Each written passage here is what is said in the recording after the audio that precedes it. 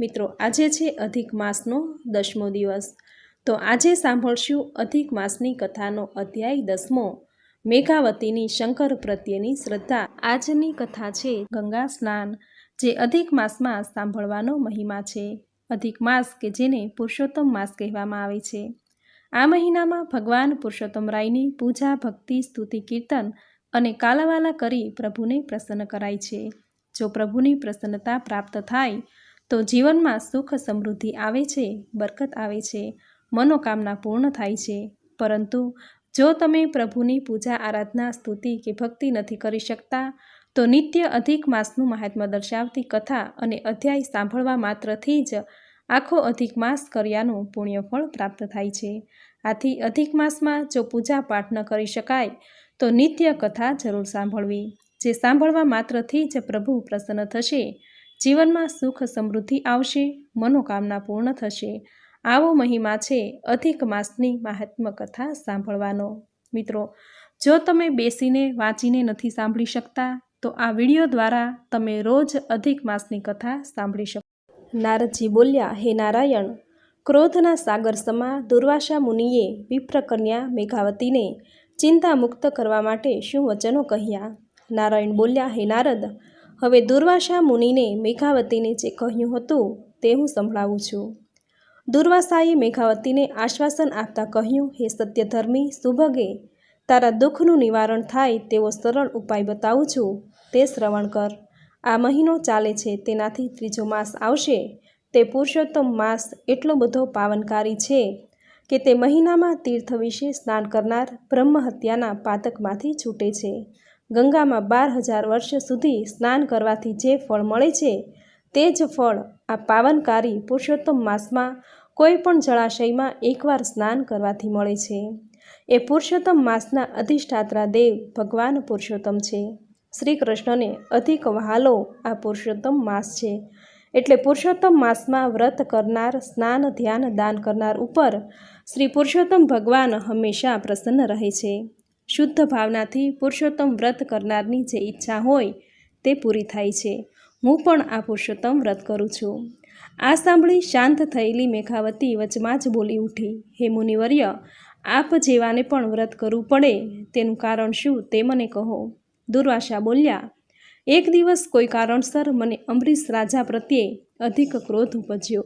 તેને બાળી નાખવા મેં કૃત્યાશક્તિ મોકલી। અંબરીશ રાજા મારા ક્રોધને જાણતો હતો, તેથી તે ક્રોધથી બચવા ભગવાન વિષ્ણુનું સ્મરણ કરી રહ્યો હતો।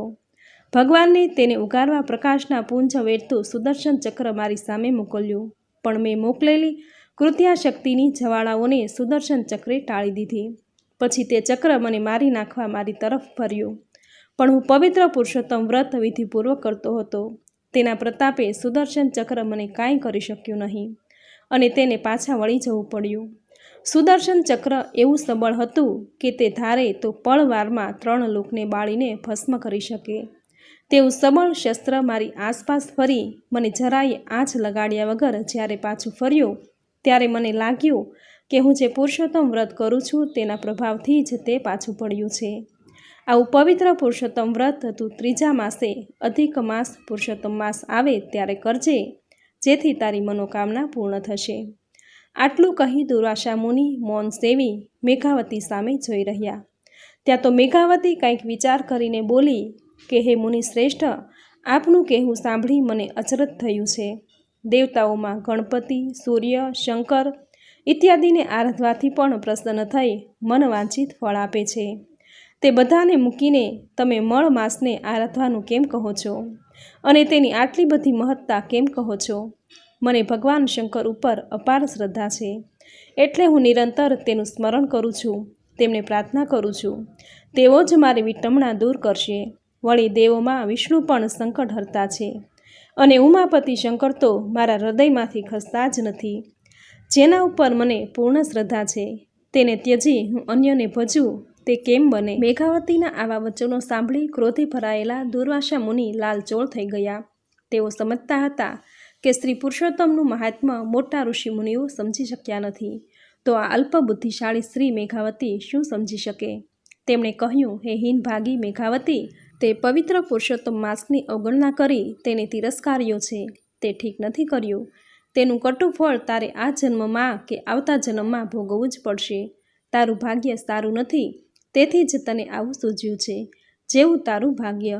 એમ કહી દુર્વાસા મુનિ ત્યાંથી બદ્રિકાશ્રમ જવા નીકળી પડ્યા. પુરુષોત્તમ માસને નિંદવાથી, તેની અવગણના કરવાથી મેઘાવતીના વદન પરનું તેજ ઓછું થઈ ગયું.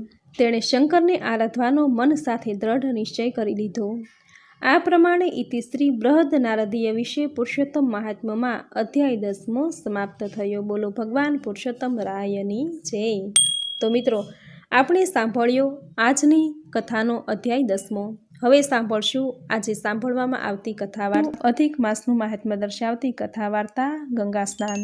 જો આ કથા આપને પસંદ આવે તો વિડીયોને લાઇક, શેર, કોમેન્ટ કરી, ચેનલ પર નવા છો તો ચેનલ સબસ્ક્રાઈબ કરી બાજુમાં બેલ આઇકોન પ્રેસ કરી દેજો.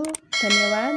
તો હવે સાંભળીએ આજની કથા વાર્તા ગંગા સ્નાન. એક નગર હતું, તેમાં એક બ્રાહ્મણ રહે. તેને એક દીકરો હતો. દીકરાને મોટો થતાં પરણાવ્યો. તેની વહુ આવી, તેથી બ્રાહ્મણે કર્મકાંડ, પૂજાપાઠ અને દેવદર્શનમાં વધુ ધ્યાન આપવા માંડ્યું. બ્રાહ્મણની આવક સારી હતી, મૂડી ઘણી સારી ભેગી થઈ ગઈ હતી. તેથી તે જરૂરિયાતવાળા ખેડૂતને વ્યાજે નાણાં આપતો.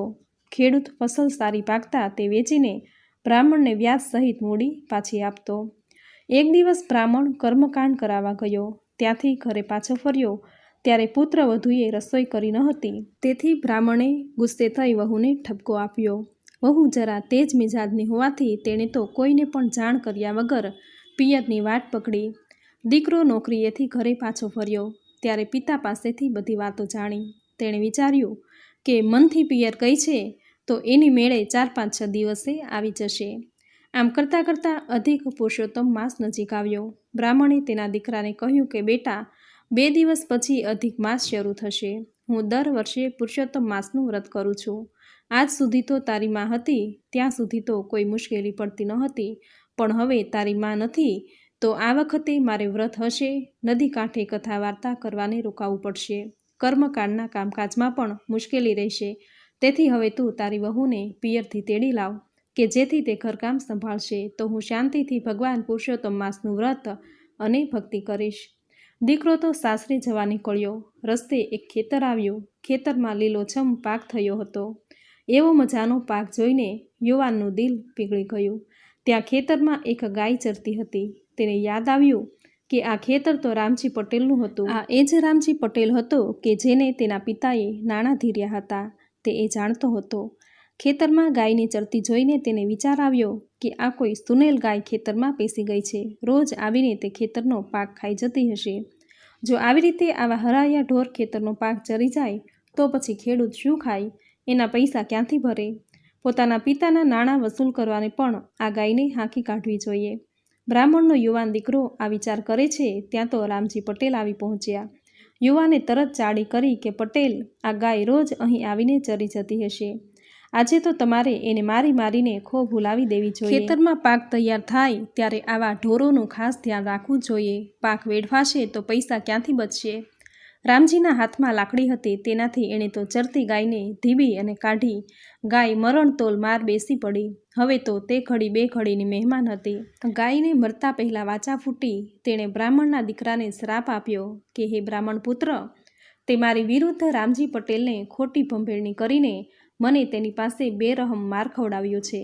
તેના કારણે હું તો હવે ઘડીકમાં મરી જઈશ, પણ તું તારા કર્મના ફળરૂપે હવે પછીનો અવતાર ગધેડાનો ભોગવશે.